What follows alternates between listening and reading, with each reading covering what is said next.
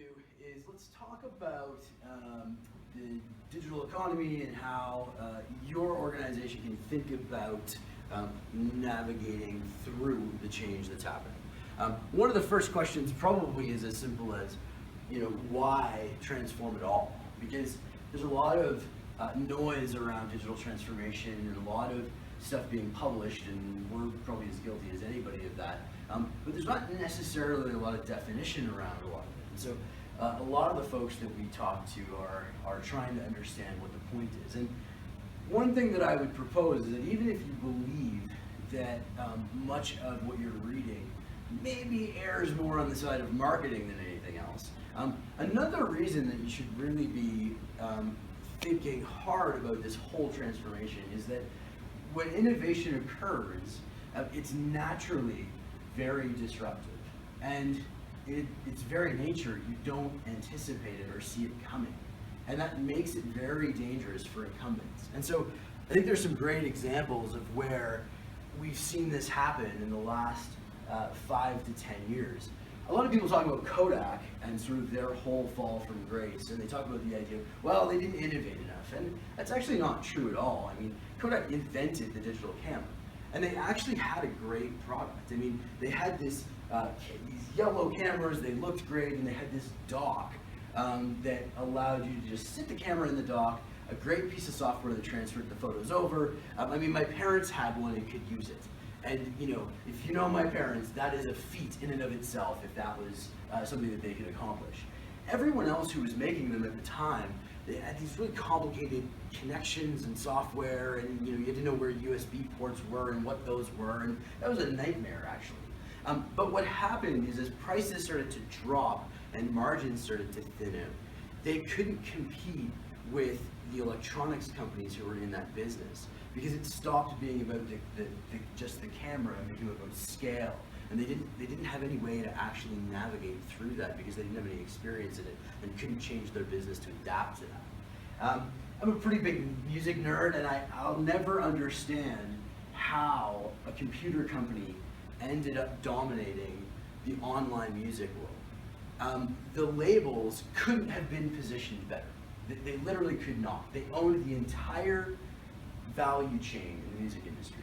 They found the artist, they signed them to incredibly restrictive contracts, they controlled the creation of the music, the distribution of it, and the entire concert and entertainment portion. They got a cut on all of the merchandise, they owned the whole thing.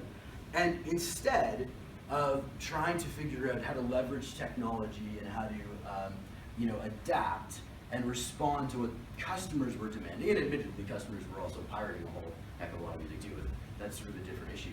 But instead of responding to it and trying to come up with a platform, they basically sat around and they argued with their customers about how they should consume the product. And they said, no, you don't want it that way. Keep buying CDs.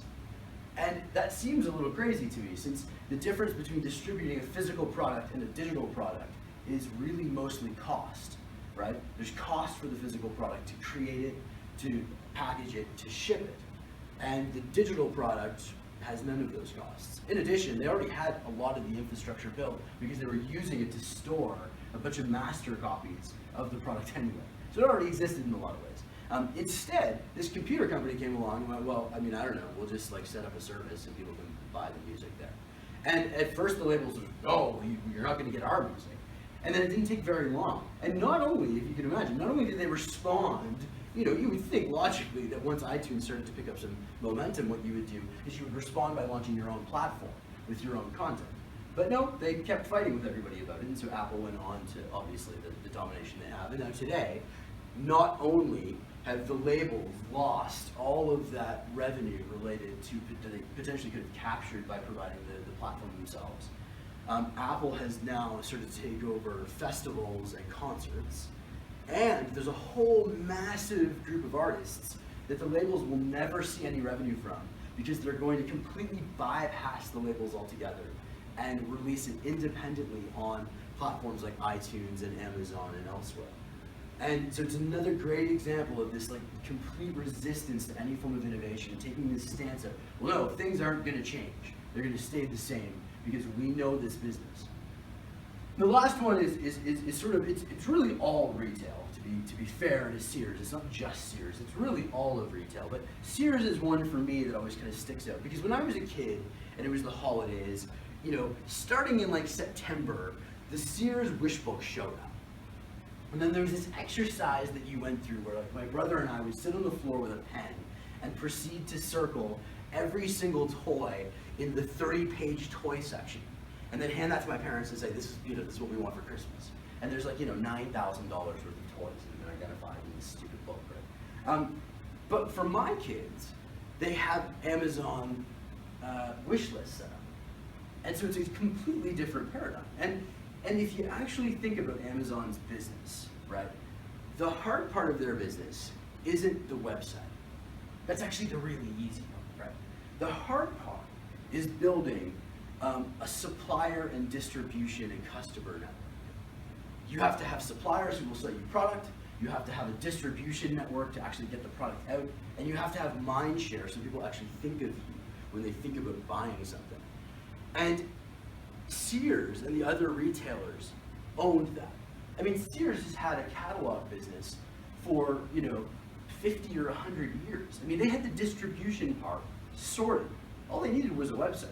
But instead, what the retailers did, what the classic retailers did, is instead of worrying about incumbents and being afraid, they just fought with each other, right? So Sears and the Bay and Eaton's and Macy's and all of these brick and mortar retailers were just arguing with each other, fighting for market share.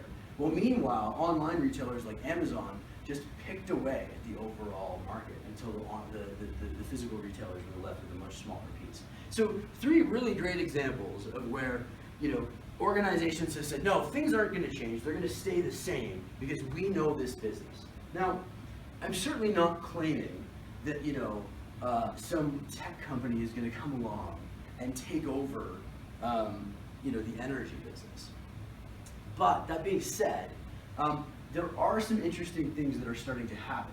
So you have, Bill Gates getting together with a group of his friends and deciding to invest $1 billion in a fund to go search out clean tech solutions. And that's an interesting evolution, I think, for the energy business, because in the past, we've kind of been able to say, yeah, all that clean tech stuff is interesting, but, the people behind it, they don't really know what they're doing, and they've never really run companies and whatever. Well, now, you've got Bill Gates and Jeff Bezos and Hasso Plattner, people who literally have built a vast portion of our current economy, who have a net worth that is, approaching $500 billion collectively amongst the 20 of them, and they're going to go attack this problem. And that's a really, really, really big change, because now the competition isn't coming from a group of, 25-year-olds in their garage. It's now coming from some of the, literally the most powerful business people on the planet. And on top of that, you're going to have the smartest, brightest young people that we have just clamoring to work for them and to help them move this agenda along. And so it's worth at least considering that none of these organizations, all of which were massive brands, saw any of this coming until it was far too late for them to do anything about it, right?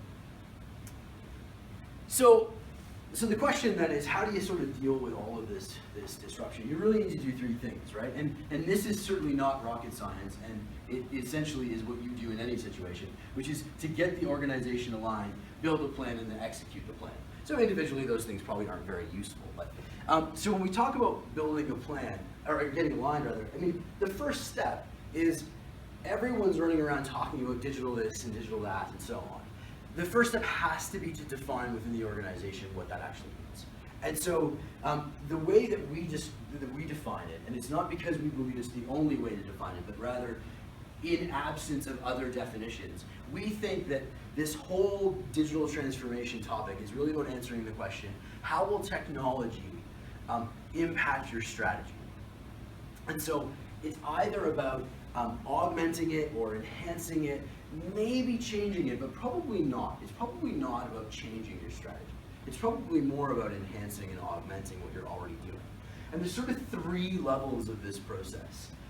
There's this visioning and strategy layer, a process layer, and then sort of a more technical use case layer. And when we talk at the strategy level, if you buy into this idea that there are three core generic strategies that you can adopt, one that focuses on customers, one that focuses on products, and one that focuses on efficiency.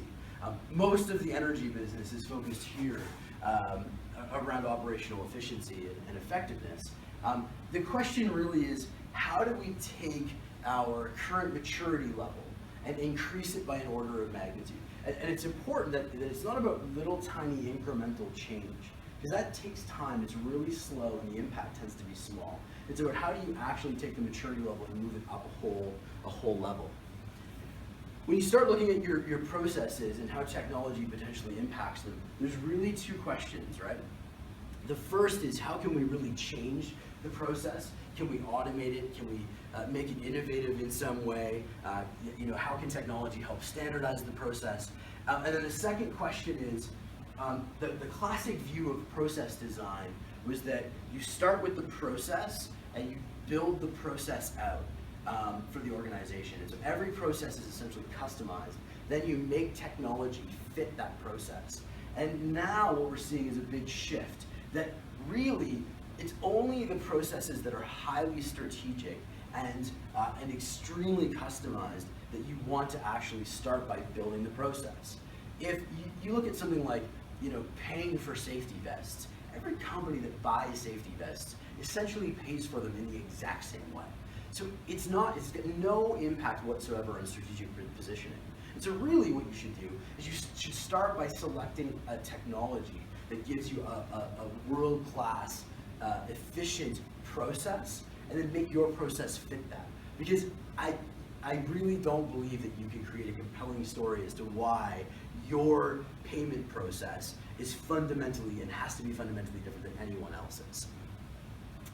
And then this last layer is around what are the actual technologies that we need to be thinking about and worrying about and trying to understand better to determine how they'll add value and help us sort of execute against our strategy.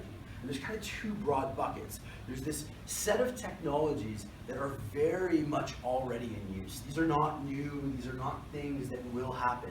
These are happening already, both in the energy business and in other industries. And then there's this other set that we're starting to hear about now, and in the next 12 to sort of 36 months we expect to see a lot more from. And depending on the industry, we've got blockchain on this side for the energy business. If you were in financial services, blockchain would already be over here. It's already being used pretty extensively. And the question here is not how do we leverage all of them across the entire organization, but it's coming up with a plan for which ones, where, and how within the enterprise, based on some prioritization. And that kind of leads to this, right?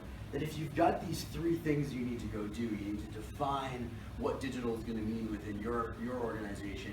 You need to figure out what processes are best to go attack. And then you have these technologies you have to sort of understand. You need an actual program and governance structure to attack this. And it really has to start with alignment at the executive level. What we frequently see, particularly on the use case side, is that you'll get these little pilots spun up in a very narrow area. The pilot will be successful, but there'll be no defined process on how to then take that into production across the whole organization. So you need executives aligned at the top that can help to drive forward the right priority areas. You then have to look at what all the opportunities are and prioritize them in some way against one another based on a set of criteria like cost and benefits and risk and strategic enablement and that sort of thing. And that gives you some type of roadmap that you can then measure against or that you can use to plan out. And because through that process you'll understand the potential value, it'll also allow you to measure the value as you start to deliver those projects. Because the other thing that we're starting to see, the trend we're starting to see, is that this world where you can just sort of do technology-based projects over and over ad nauseum with no sort of governance around, great, did we get the benefit that we thought we were going to get from that project? the days of avoiding that step are kind of coming to an end, right? You need to be able to demonstrate clearly that you realize the value you got. And then the last bit is governance. I mean, that's the hardest part, because you have to figure out a way to apply governance to a program like this in a way that provides the oversight and control, but doesn't lock the whole thing down in bureaucracy. And that's a tough balance to come to. So probably three things to leave you with, right? In the end, the first is that this is already underway. This isn't the future. When you read about all of this transformation and all of these things, this isn't something that's going to happen. It's already going on. And in some cases, it's not happening in the energy business as much as it is in other industries. And so it's something that we have to remember. When you go to conferences and you hear about new things and you go, oh, that's really cool, a lot of it's already underway. It's not something that you'll do in 5 or 10 years. The other thing is that this change is very hard. It's not trivial, because you need buy-in at the highest levels all the way down through the organization. And then the projects themselves have got their own challenges. And on top of that, because of the nature of it being that it's change, as humans, our natural reaction is to want to avoid it. So it's not going to be easy either. And then the last bit is that we really can't wait. So as Canadians, something that I think we should all probably be pretty concerned about is that every time there's a study that's done around productivity or innovation, Canada's position is becoming increasingly poor on in those results. And that's something that we should probably have some concern about, because on the grand scale, we've always been reasonably well, we've always performed reasonably well when it comes to productivity and innovation. And that's becoming a big challenge for us as a country. The other thing is that in the past, what you could do is you could look at any innovation cycle and say, well, you'd see a technology and you'd say, cool, I'm going to try it out in like 4 years. And innovation cycles took 4 or 5 years. So by the time you got around to it, that cycle was kind of just about closing out. You do your project, it'd take you a year or 2 years, and you're really only half a cycle behind by the time you're finished, right? The problem today is that all of these cycles have collapsed dramatically. So now those cycles only run for a year or 2 years. So if you wait for 2 years before you even try something, or 3 years, by the time you get it implemented, you're already behind 2 full cycles. And catching up is infinitely harder than it is to actually just try to stay current with what's going on. And honestly, most of those innovations have incredible value cases around them if you take the time to sit down and build them out. The upside to all these things is that one thing that is reasonably consistent is that our position as a country from a talent perspective continues to be strong, which is reassuring, because it means that as we go to attack programs like this, we have the right people available, the right resources to actually execute on. So appreciate the time. I'm always happy to talk more and be nerdy about any of these topics. So feel free to send me an email or reach out.